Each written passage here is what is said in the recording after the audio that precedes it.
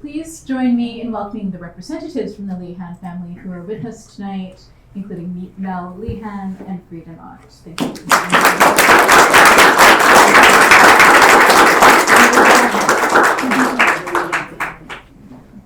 I also want to acknowledge that we've got a lot of star power with us tonight, that many of the leaders of our local arts organizations are here with us, and the fact that you are here to support Charles and the very concept of this lecture tonight is very encouraging and inspiring.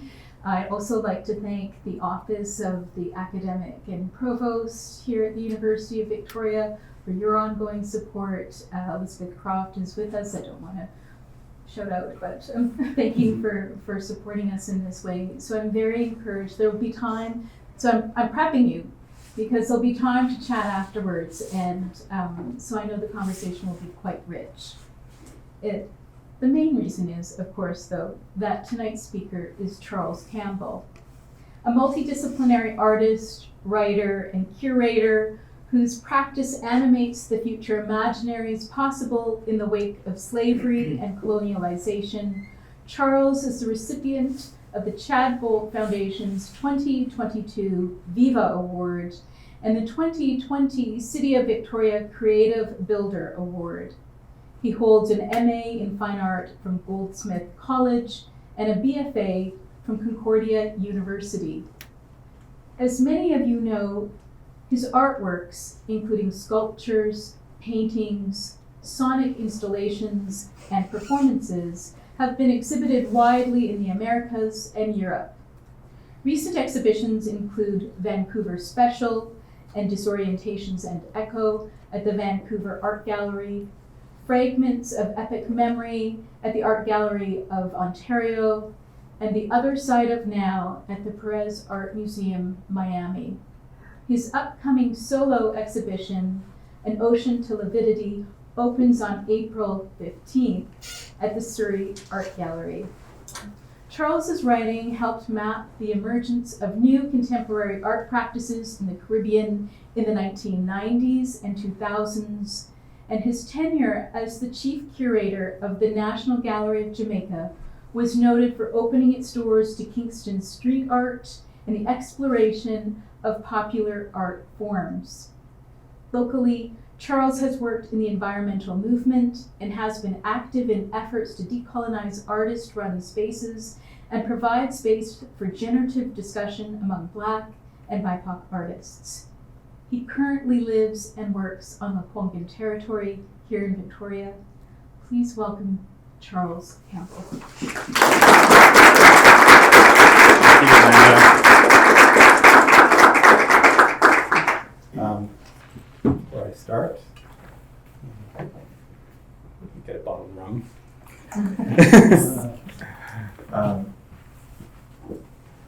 This is just to offer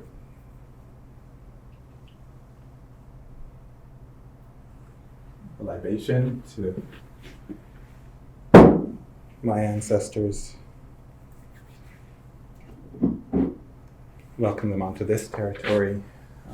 We all carry our ancestors with us when we arrive, the places we arrive. And one thing I've been trying to do since I've been here is set good terms for my ancestors to be here to support us, and also to be in support of the people who long stewarded this land, specifically the Lekwungen people.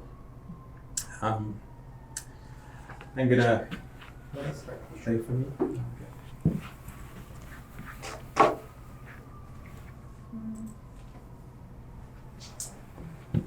Sometimes in the middle of the story, for the drowned Africans of the Middle Passage, by Edward Bowen. Sometimes in the middle of the story, sometimes something moves outside the house, like it could be the wind, but is not the wind. And the storyteller hesitates so slight you hardly notice it. And the children hold their breath and look at one another. The old people says Toussaint passing on his grey horse, Bel Argent, moving faster than Bakramass timepiece know to measure, briefing the captains, setting science and strategy to trap the emperor. But also that sound had something in it of deep water, salt water, had ocean, the sleep sigh of a drowned African turning in his sleep on the ocean floor. And Toussaint horse was coming from far, his tail trailing the swish of the sea, from the secret rendezvous, from councils of war, with those who never completed the journey. And we below deck heard only the muffled thud of scuffling feet, could only guess the quick, fierce tussle, the stifled gasp, the barrel chests bursting, the bubbles rising and breaking, the blue closing over.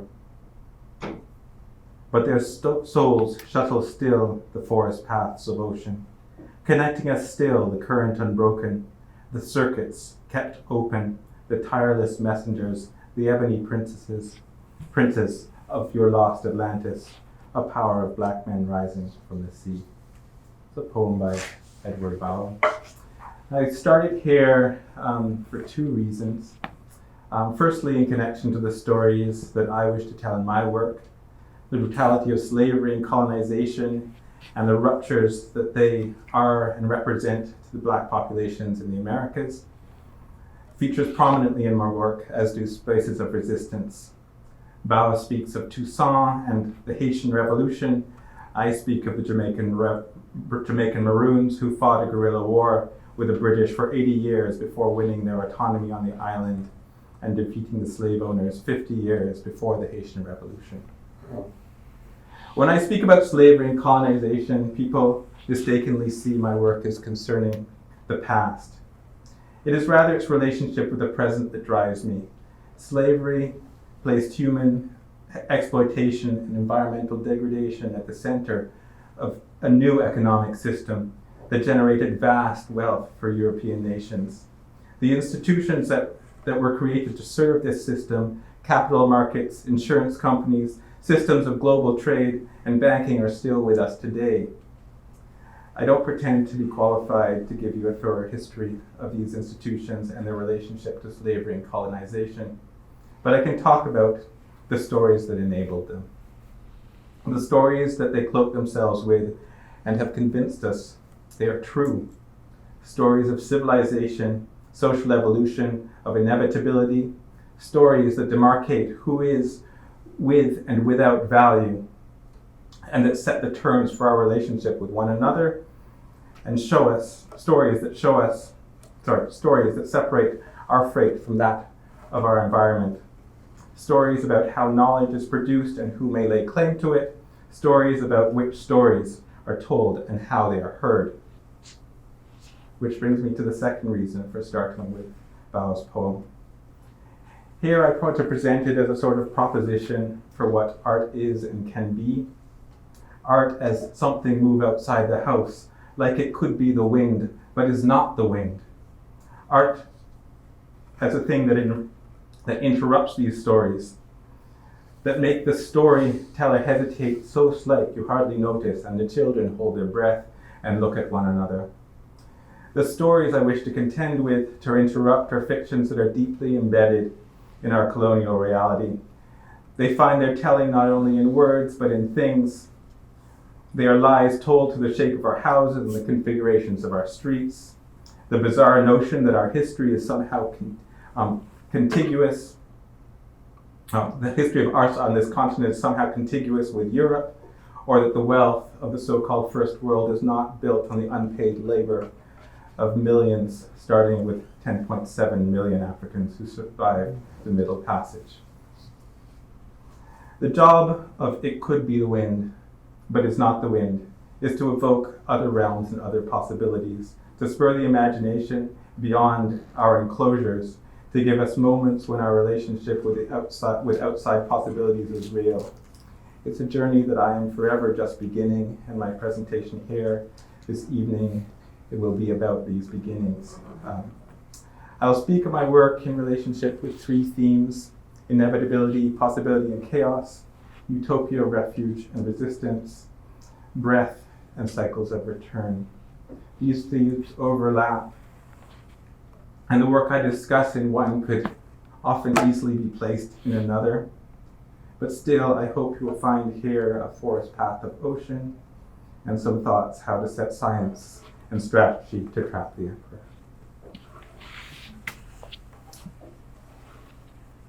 I wanted to start with the idea of inevitability, possibility, and return, and start that section of this talk by referring to a performance character that I used called Actor Boy.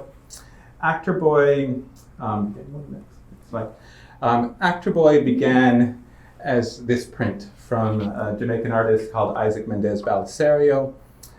It is an image, it's one of a series of images he took, or series of lithographic prints he made based on observations of folk culture in Jamaica. It was printed around the time of emancipation, so this person would have both seen the path of slavery and have been there for emancipation. It is an image of someone in a Jamaican festival called John Canoe. John Canoe was a Christmas time festival in Jamaica. It still exists in a minor form. And it was really the one point in the calendar every year where slaves or the enslaved had a degree of freedom. I started using this image at a time when I was kind of looking for new ways to talk about cultures of resistance and how they worked. I had been using images of the slave ships, of shackles, of the effects of slavery, and I was really looking for other parts that animated the lives of slaves. And working them into these sort of floral like images. I called them these sort of mandala images. They were these sort of interlacing patterns and tessellated images that I was working with at the time. And I became really obsessed with this character of Actor Boy as somebody who straddled those moments between slavery and emancipation, and also this specific time of John Canoe, which is a carnival, but was also the space of the fomented revolution. The biggest slave revolt in Jamaica, the slave revolt which tangibly ended slavery, was started at the time. It's sometimes called the Christmas Time Rebellion.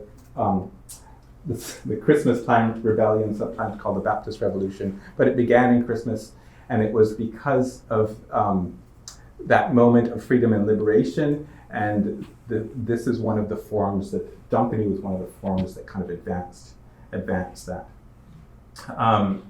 Next slide. So essentially, I took that character of Actor Boy from Belisario and I reconfigured him. And the essential conceit of the performance character was that he didn't come from the past, but he came from one of the futures made possible at the time of emancipation. And here I was speaking to somebody earlier about how Jamaica has changed and the challenges that Jamaica has. So Jamaica is a very, very challenged space. And in a way, it has not, the promise of emancipation to a large degree has not been realized by a significant portion of the population there, in terms of poverty, in terms of violence that is still present in people's lives, in terms of the abuses of authority, in terms of who owns wealth and capital, on it goes. And so the invention here was to invent a character whose reality somehow, or whose present was the sort of utopian present that was made possible by emancipation. The first thing I did with this character of Actor Boy was simply to kind of place him in everyday situations in Jamaica. Here he's looking at phone plans in a cell store. Here he's shopping in a supermarket. And you'll notice that the things I've chosen to kind of highlight are very much sort of these elements of westernized culture that appear in Jamaica. After sort of introducing him to the scene, he was just sort of this spectacular presence. So he could be the wind, but he was not the wind. He was like this thing that didn't quite make sense within the environment that he was he was acting within. I got interested in actually having him more engaged in the kind of social realities of Jamaica, and him being this sort of character from a kind of carnival past. He started initiating a carnival life. Here, this is a story called Fractal Engagement, a project called Fractal Engagement. And here I was really concerned with the class divisions of Jamaica, both the class and geographic divisions. So the difference essentially between uptown and downtown in Jamaica is very, very marked. There's a line that runs through Halfway Tree that tells you where you are in social standing. And essentially I worked with a community below that line, a downtown community called Matches Lane, which at the time was or previously had been fairly notorious for gang violence. And I worked with a number of people in that community to establish a kind of a happening and performance. So I found a bunch of really creative people in that community and set up this performance. Ostensibly, so essentially what happened was a set of middle-class traditional art-going audience came down to see a performance by Charles Campbell as actor boy. But what I did was I sort of led them on a carnival path, and I organized a series of interactions within the community for them to be part of or to witness. The previous slide showed that set of people actually masked, so I was trying to reverse who was spectator and spectator in that thing, who had the right to gaze at other people and sort of made them the people that were gazed upon, and sort of confused the creative boundaries, confused who was the actor and who was being acted upon in the situation. That's next. The performance culminated in a sort of ritual, ritual in this old abandoned space in Kingston. And the idea there was a lot of sound, a lot of noise, some music playing.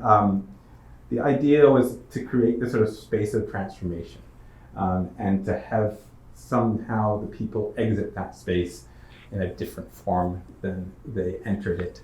In that slide. And remarkably, that kind of happened. So what happened after these people, the sort of middle class audience emerged from there, all of a sudden there was sort of this tangible release.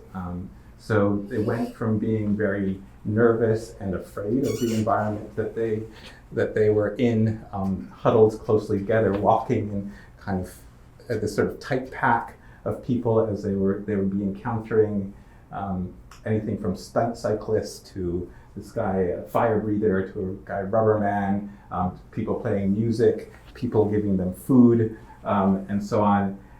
The sort of disorienting array of experiences, and then they emerged on the street, and I don't know what happened, but something happened, and all of a sudden they were exchanging their masks with the young kids that were running by. People spontaneously started dancing on the street to the music that we were playing with, and there was this sort of moment of like where those class barriers seemed like very, very genuinely broken down. And then, of course, reality, or the reality that we are forced to live in, forces itself back upon us. And for me, one of the big lessons here was I had this sort of preoccupation with ensuring the safety of my middle class guests in this sort of alien environment. And in doing so, I actually was endangering the people, the residents of that environment. So what happened was the artist that I was working with from the downtown community essentially got roughed up by the police in that situation, because the police were there en masse to make sure that my kind of brown-skinned audience was relatively safe. Not there at my invitation, but I had told the police that I would be there. what happened was that my middle class audience actually suddenly had to rush to the defense of this very intelligent, charismatic, and capable black man who was actually just trying to stop the police from being abusive. So anyway, this is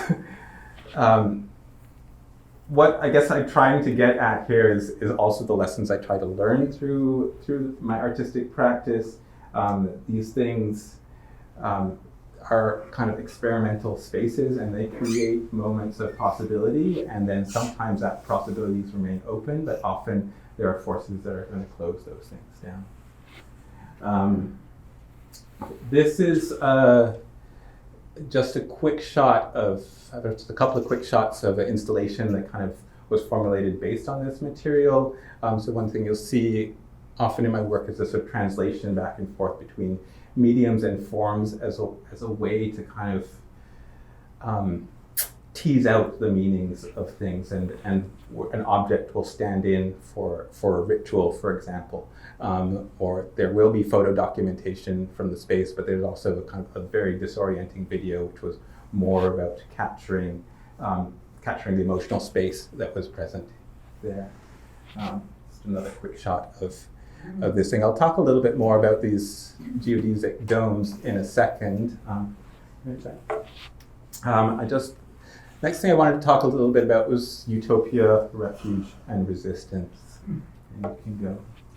About the same time that I was working on these actor boy, this sort of actor boy figure was kind of coming into reality.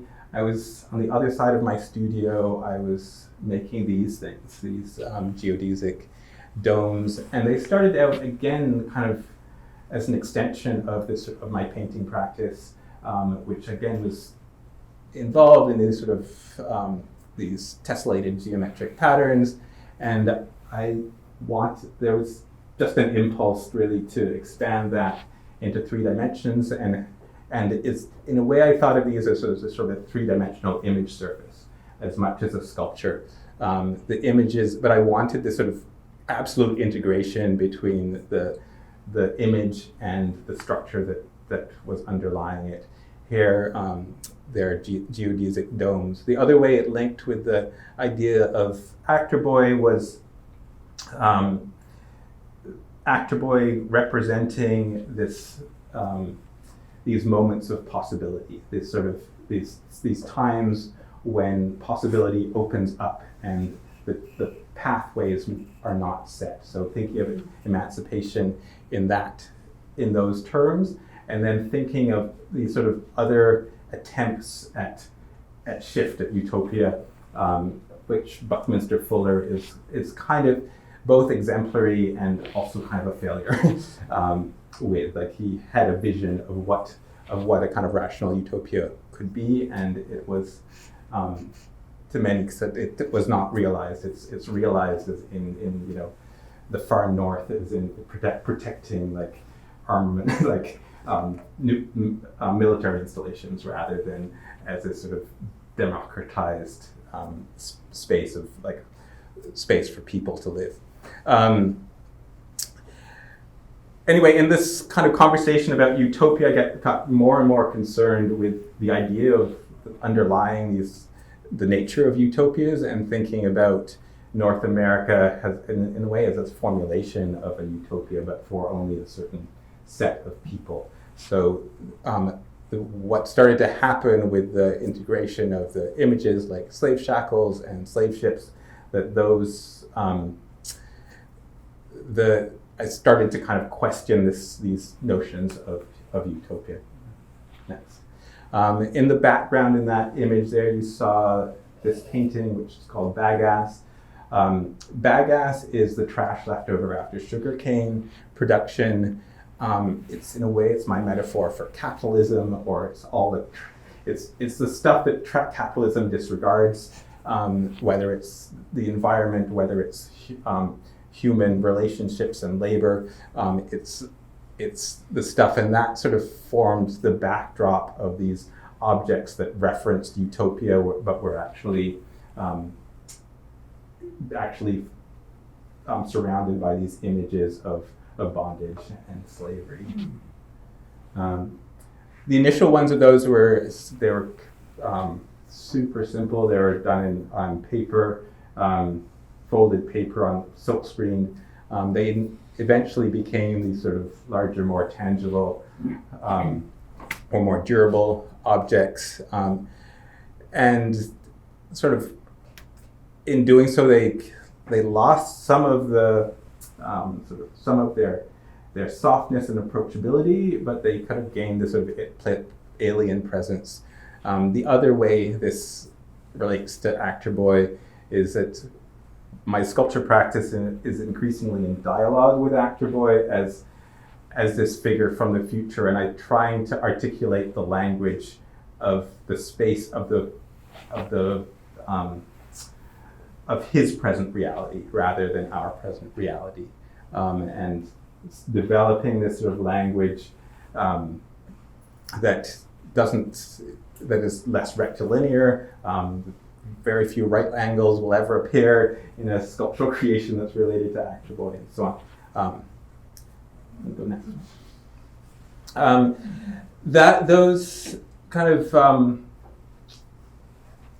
paper geodesic pieces eventually evolved into these things here, and I was still kind of concerned with these ideas of utopia and who utopias were made for, and who would be permitted to exist within them, what sort of spaces opened up for whom.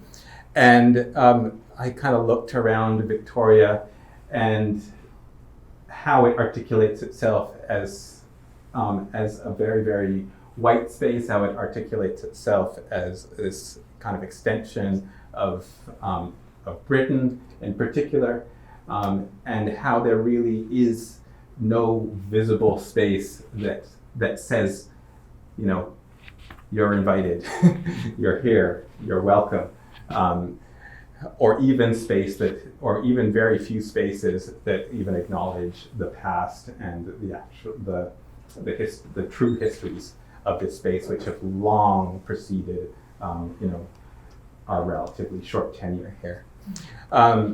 So I started just making these objects, and they were really just, they would be placed kind of guerrilla style on signposts. You want to go back? Signposts. This is a sculpture downtown, and it was kind of just making this alien presence known. It was sort of saying that there's something. The idea was really simple. It was like there's something else that is out there, that is happening here. There is a part of something that you don't see. The images there's an image that's actually tessellated around in these objects, and it's an image of Jamaican maroon, which will appear later on in my work. But essentially, the Maroons were, like I said earlier in the talk, were freedom fighters in Jamaica. People who had often escaped slavery, who had run to the hills and had fought and won in their independence from the British. So by sort of placing him in this sort of very Anglophilic, and placing them in this very Anglophilic environment, I was kind of trying to just make a little bit of space, or just indicate something else was going on. We're jumping forward a few years here, but that idea of who the space is for, how we find our place in it, and which relations we value, became increasingly important to me. This is a project I did with Bradley Dick and Farheen Hatt, and it started out with just a series of conversations on the beach. We would meet every couple of weeks and sit down and just talk and tell each other our stories, essentially. And there was something, it started out with just Farheen and I, and then we realized very quickly that to understand our relationship to this place, we needed somebody who had a much deeper rooted relationship with this place, and that was Bradley Dick, who is a Lekwungen knowledge keeper. And we started to tell each other our stories of how we got to this place, stories of dislocation and loss.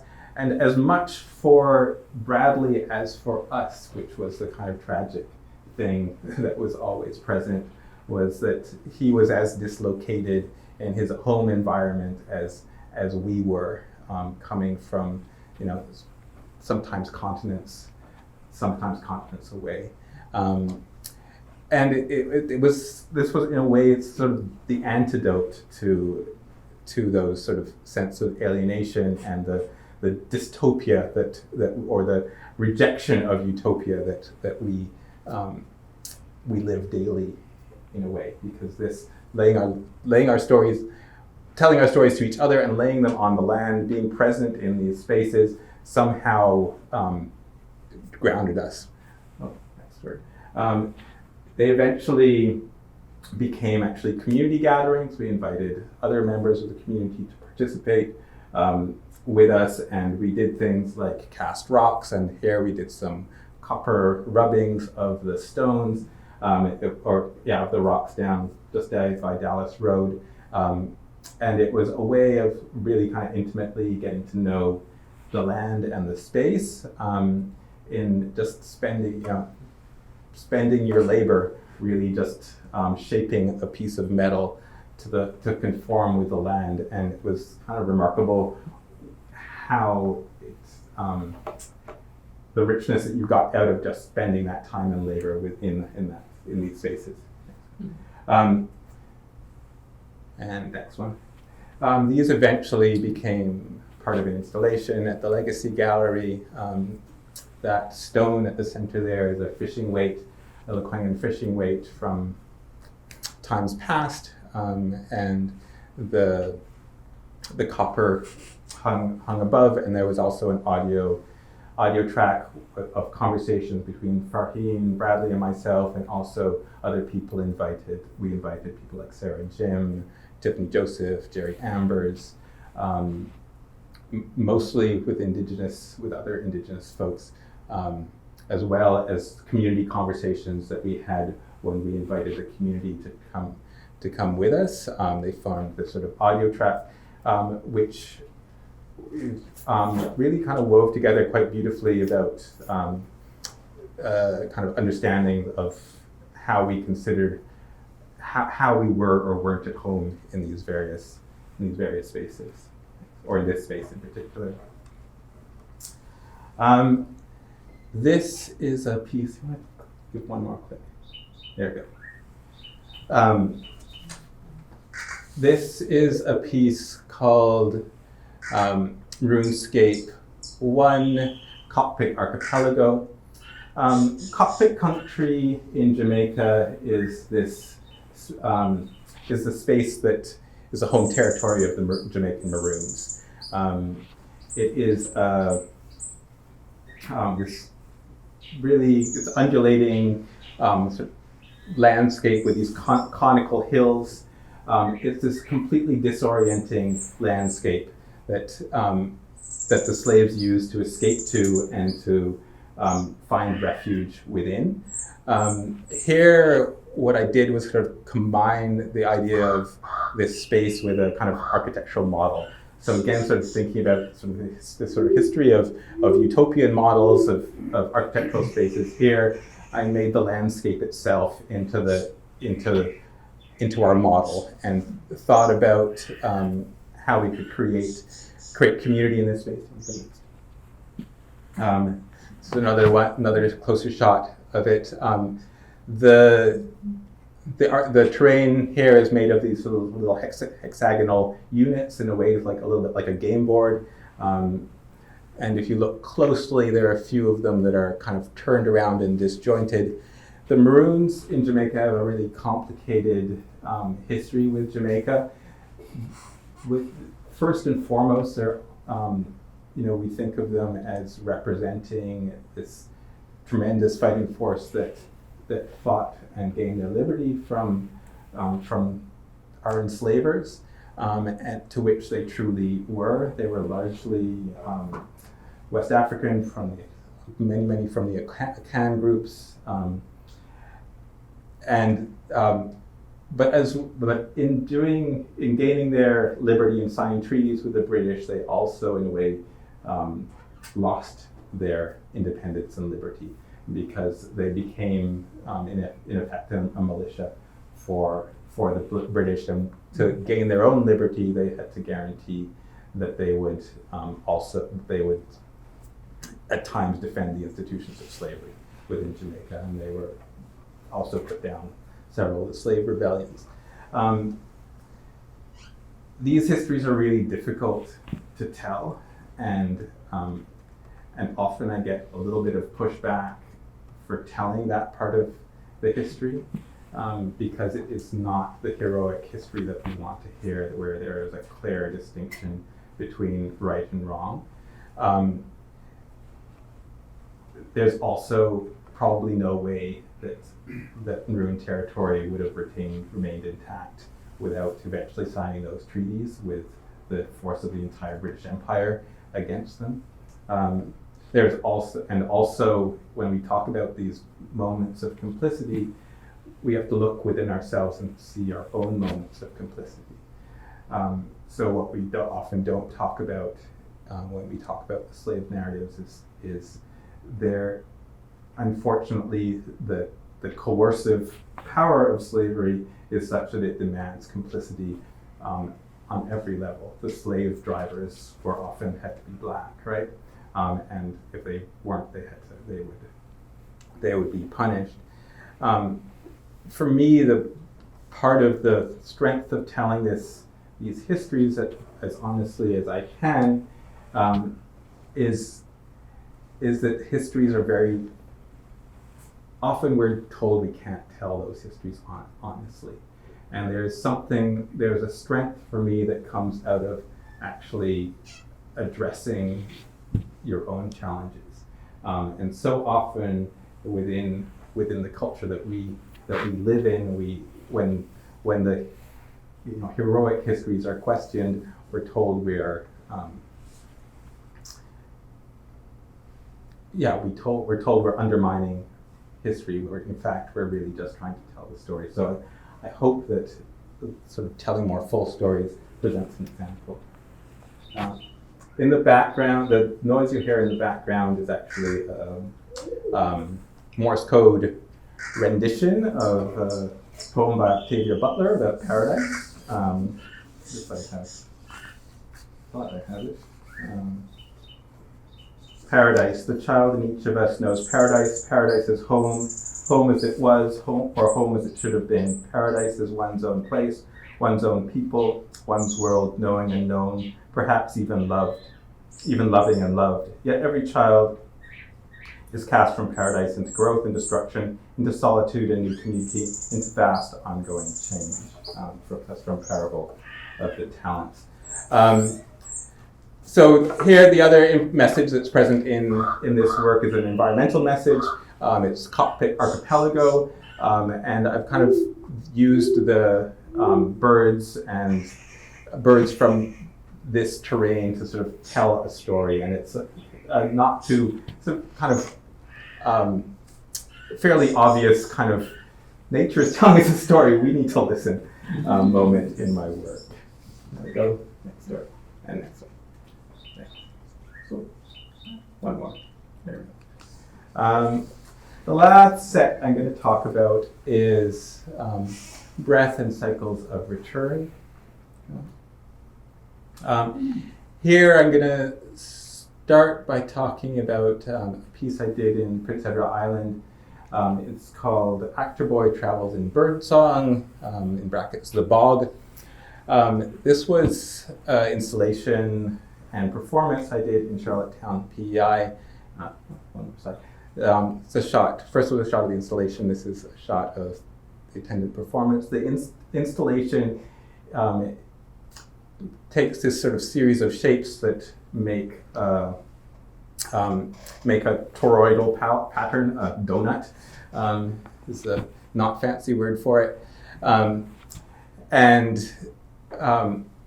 The interesting thing about the torus is that it is the sort of shape that force fields take. It's the shape of our magnetic field It appears over and over and over again in quantum mechanics. It appears in our apples. It appears, it sort of is this sort of, in the images of the universe. It appears over and over as how power manifests itself. It's how a hurricane. It's a form of a hurricane is half a torus. And so what I was trying to do was create an energy field that captured a history. And here it was the history of the bog, which is a historical black community in Charlottetown, a community that actually precedes Africville. Incidentally, Charlottetown PEI is I think the only province in Canada which explicitly sanctions slavery. And they did that in order to, as the northern states were declaring themselves free states, the PEI declared itself open to slavery, so people freeing the free states with their slaves could come to PEI. So PEI had a black population that stems from that period of time. And after emancipation, they did in fact become free, and they congregated in this space called the Bog in Charlottetown. You can guess what kind of terrain they were given within the city if it was called the Bog. Of course, that space is later, like following the histories of spaces like Africville and Hogan's Alley, that space has now been paved over. It does not exist as a black space anymore. And the project really was to kind of revive the memories and histories of that space. So the sort of the sculptural component was an energy field that contained the memories, or that attracted the memories. Those pods would contain individual memories from the space, and then Actor Boy would go extract those memories and have conversations with them. So this is a performance, Actor Boy essentially having a conversation with memories from the time of, or from the black community of the Bog and before. And of course, the thing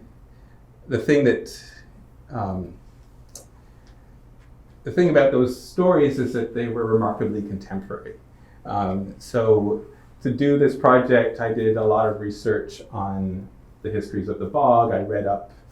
There's a fairly decent history, or a couple of fairly decent histories, taking records often from court records, and what you get are really a set of conversations which are remarkably similar to conversations we might have today over the acquittal of, say, a white man who has killed a black man and not faced any charges, or the counter, a black man who has had done some sort of minor infraction and has faced the death penalty. So these conversations were incredibly contemporary in a way, but they were based all on these historical precedents. That installation kind of became the inspiration for what is at the Victoria International Airport now. It's also this sort of toroidal pattern. Here, that passage from Octavia Butler that I read is actually inscribed in Morse code on the surface. Here, the piece is called Time Catcher, The Fruiting of Chaos. And here it's a set of 5 sets of 12 kind of circles which form this torus. Each circle of 12 represents the clock, quite obviously, and it's sort of about the sort of multiplicity of times that can exist in one space. And then the whole realm of the fruiting of chaos is about our kind of, in a way, our random movements, which then take the form of a hurricane. In a way, the hurricane being the fruit of chaos. This is Maroonscape 3, Finding a Kompong. I'll start by, where should I start with this piece? This piece was in development for several years in the form of little maquettes and that I didn't know what to do with. And it eventually really took form after the murder of George Floyd and the Black Lives Matter movement in 2020. And it is a tree, but it's also the shape of our lungs. So it's trachea, bronchioles, branching out into these sort of our two lungs. And so in a way, this was a monument to black breath, and its vulnerability, but also its resilience. In a way, it was for me, it was an antidote to these statements, "I can't breathe." It was sort of just foregrounding this black lung form in the gallery space and really powerfully asserting its presence there. It was called Finding a Kompong because a Kompong was, or a Kompong is one of the towns in Cockpit country. One of the towns that according to some histories, rejected complicity with the British and managed to retain its autonomy without taking part in slave roundups and so on. So it's sort of trying to find this space of redemption within our histories, and also referencing a specific tree called the Kinder tree. The Kinder tree was basically the space where the Maroon captains would gather, formulate their battle plans, would form agreements with one another, and so on. In the background behind this piece is another audio piece. It's breath. This is a breath in binary code. So the zeros are the inhalations, the ones are the exhalations, I believe. I think that was backwards. And it spells out a phrase, the breath that will be taken, which again is reference to both how essential our breath is, how fundamental it has to be. We must take our next breath, and then also our vulnerability, what breath being taken from us. Next slide. Let's go. One more. Oh, and one more, sorry. That tree became a site of a performance called Black Breath Spectacle. Black Breath Spectacle was named in reference to another performance by Parker Bright, which at the Whitney Museum, I think in 2017, he was protesting a painting by Dana Schultz, which showed the mutilated body of Emmett Till, and Black Death Spectacle was his way of drawing attention to this sort of spectacle of black death that we see on the television. I don't know any other. I don't know any non-brown bodies that we get to see suffocated on video on YouTube. So it was in reference. So Black Breath Spectacle was in a way my antidote to that. I worked with a group of about 20, mostly artists and curators from Vancouver, and everyone had this sort of set of recordings, which was the recordings of breath of senior members of the Black community in Vancouver, and we walked around the Vancouver Art Gallery just playing the breath out loud, just drawing it in a very, very quiet and subtle way to attention to our breath within these institutional spaces. Of course, Vancouver Art Gallery being a former courthouse. This, I think, was the Yoko Ono exhibition that was on at the time. We eventually gathered around the tree, the Maroonscape 3, and had a circle really connected with our ancestors. The first part of the circle was open to all audiences, and then the second part of the circle was closed just to participants. And was a way sort of for us to sort of take and command that space and validate our relationship with our audience, or with our ancestors within it. Slide. This is a shot of the set of all the folks around the tree, and that performance later became this installation at the Surrey Art Gallery, which played the sound of breath there, and there's a audio spectrogram of the breath that surrounds the room as well. And then the last piece that I'll mention is called the Breath Cycle 1.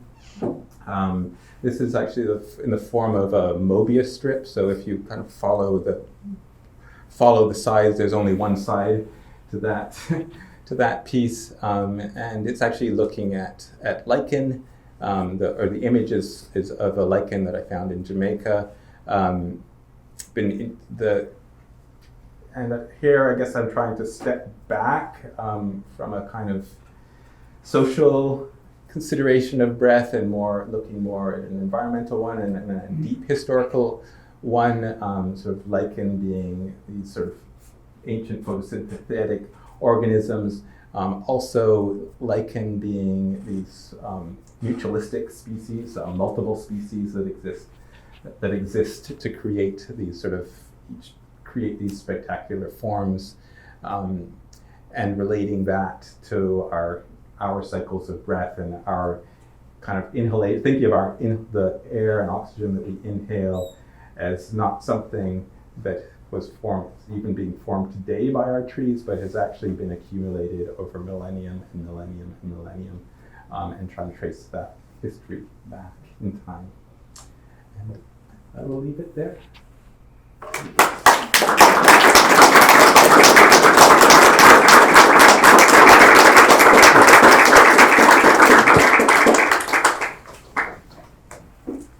Would you like to take questions? Yeah, if there are any questions. So this is your opportunity. Questions, comments for Charles? The Black Breath spectacle where you're walking around the gallery playing the breath? Yeah. Was that like a guerrilla installation, or was that always planned as part of the performance? It was sectioned by the gallery. Yeah. Did viewers know it was happening? Viewers didn't know it was happening. It was announced as a performance. It was on the calendar, but people weren't told where and what it would be. Sure. Yeah.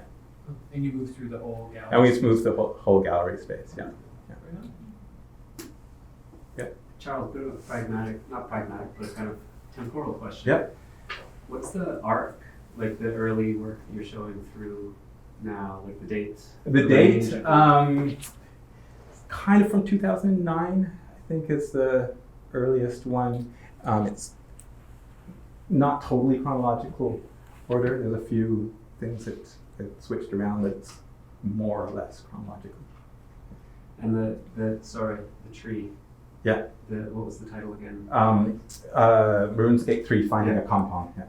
What year was that one? That was 21. Right in the middle of the pandemic. Yes. Yeah. Yeah. So it started in 2020. Yeah. After. Yeah. Well, it started before that. Actually, I mean, it was a kind of this sort of little paper model before that, but it sort of got its impetus with.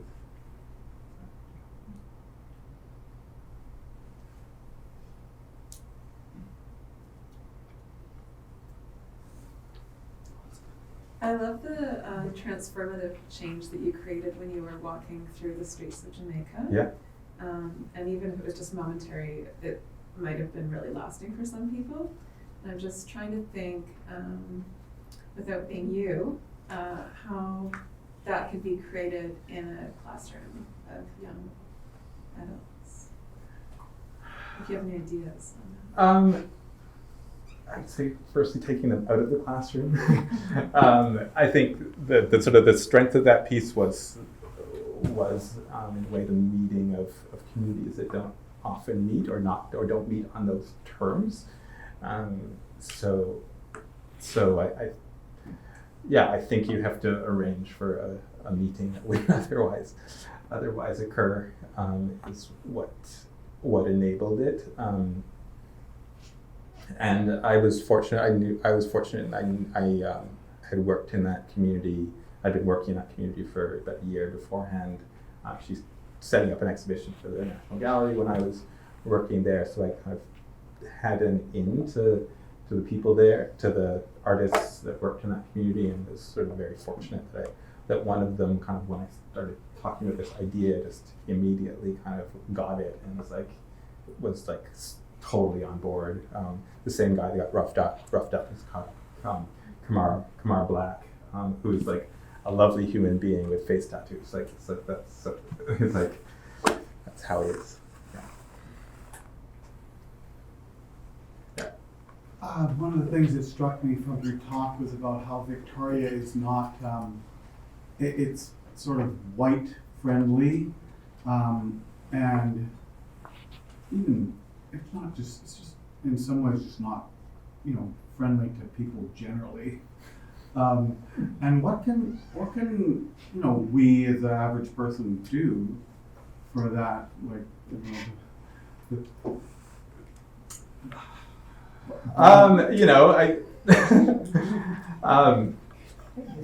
It's a good question. I mean, I think there's a way that spaces that are not friendly in general are particularly not friendly to people of color, for people, because the impact of disregard and disrespect has a long history and legacy. So it's not just something that kind of happens casually. So making a friendly space, I think, is important in terms of dealing kind of institutionally with people who kind of carry that within an institution. Might be one thing that you could think of. I don't know how to answer that question really. It's like I answer it by by actively cultivating my own communities. That's how that's what gives me grounding in this space. It's the work like I did with Bradley and Farheen that kind of makes me feel like I can't have a space in this space. It's not something that is given to me as I arrive here.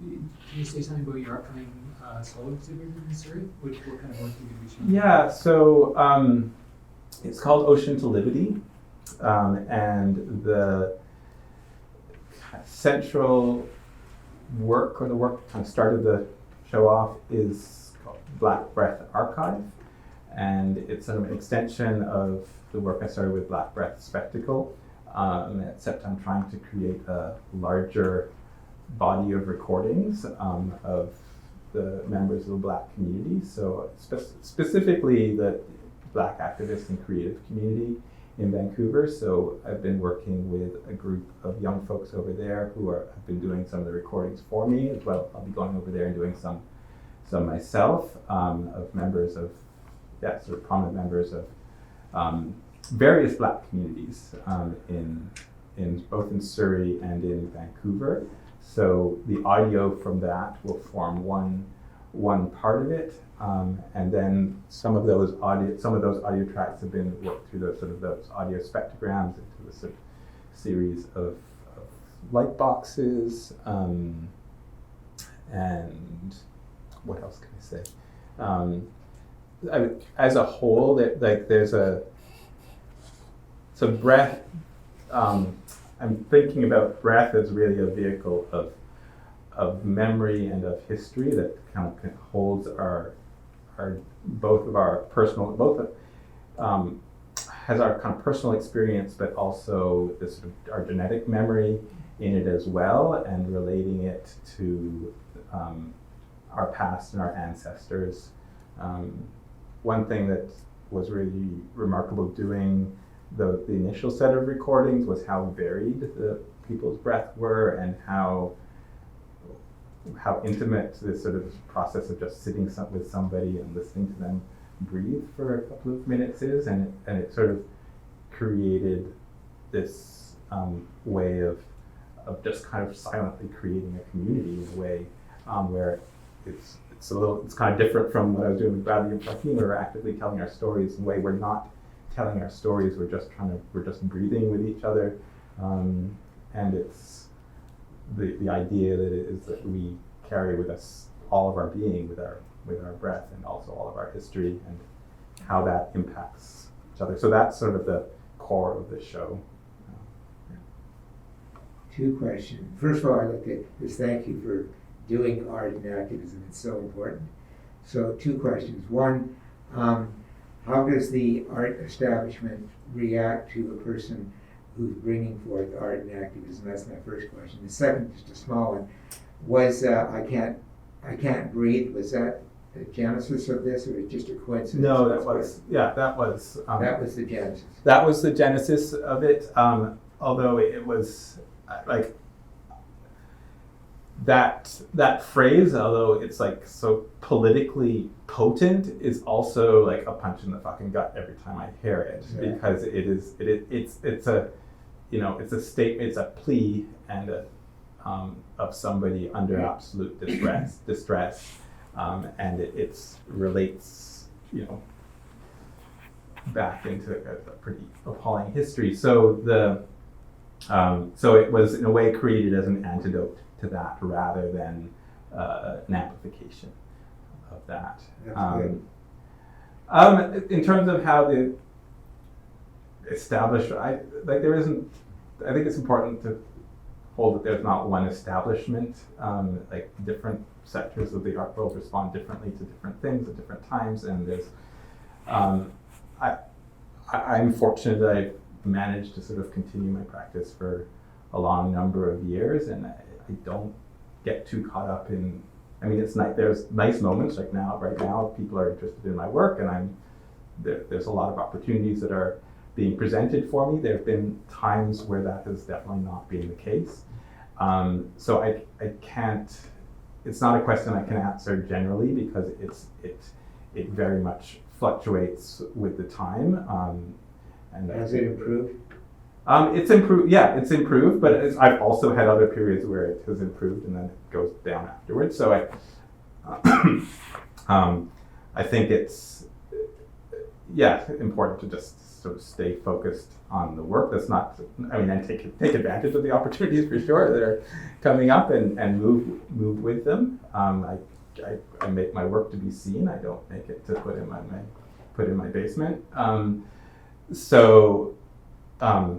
But I don't know if there's not a single answer to that question. I know there are, and there's some, and I mean, in my conversations with John about this kind of thing,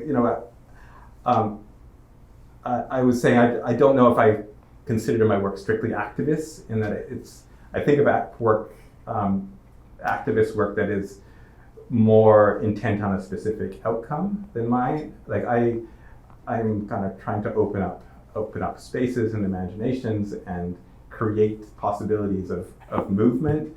I know other artists that have a much more direct activist intent within their work, and sometimes I might over with a specific piece as well. But generally speaking, I do want to draw that distinction, just because I think it's important that we know what we're talking about. It's not to devalue. I think the activist work is equally important, but there are other works that are adjacent to that, which.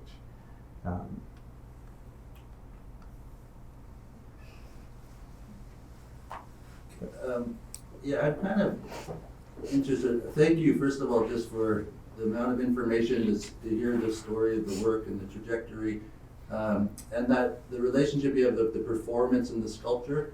And I also want to say to you as an inaugural kind of speaker in the series seems so appropriate. I really do applaud that. But I'm interested kind of in the role that the geometry and the math and how that companion that you have and how that plays in, or how you hang out with it. Because it's, as we're talking about art and activism, really a lot of your work is so technical and detailed, but I know that you're playing with it, right? And it's something you hang out with, which helps manifest and give structures to some of these other things that they're presented. So there's a couple of ways that specific kind of intents behind some of the geometries.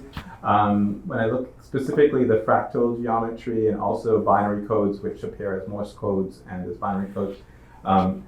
So there's the mathematical legacy of those, or there's a direct line between kind of African practices and fractals, between divination practices, and binary counting, and that moves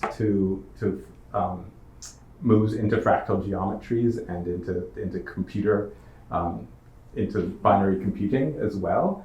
And that's so it is a kind of bit of a preoccupation with me, which I don't talk about as much, but it's really about that they're kind of emerging another knowledge system, in part that is not necessarily credited as such. And then there's also, like especially with the, there is sort of this preoccupation of how kind of mathematical forms kind of take part in nature, kind of find their way. So the toroidal shape, for example, it's the shape of the hurricane or the atom or the magnetic field, or it's like this thing that does keep happening. And same with the sort of fractal forms. There's a way, if you look at rivers, if you look at trees, if you look at, and so there's a way that I'm kind of reducing those and simplifying those in a way. Like one of the things I find interesting about the tree is how uninteresting it is as a tree in some respects. Like it's so reduced compared to like a real tree that you might encounter in real life, but also it has its power in its reduction, and it makes a statement in its reduction. But I don't know how well I'm answering your question, but I think there's a way that Black-based knowledges and African-based knowledges have been primitivized, and they're stated as a sort of this sort of raw emotional archetype rather than intellectual one. I am interested in sort of the intellectual component. I'm also interested in the spiritual component, which I feel like combines in these things, and I feel like there's a correction that needs to happen with regards to that. I mean, like the first universities on the planet were actually in Africa. Like there's other knowledges that we need to give time and space to, and so I think there's an attempt to do that, or an insistence that that's given it space, and it's not. And so I've sort of abandoned sort of an intuitive primitivism, which is kind of, which is often kind of marked as Black.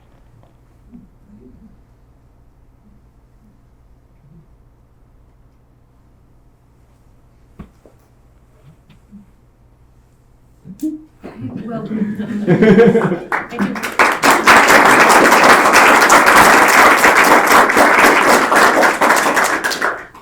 I just wanted to say thank you so much on behalf of the Faculty of Fine Arts and all of us here this evening for being here and sharing your very powerful work and taking time with us. So thank you very much. Thank you.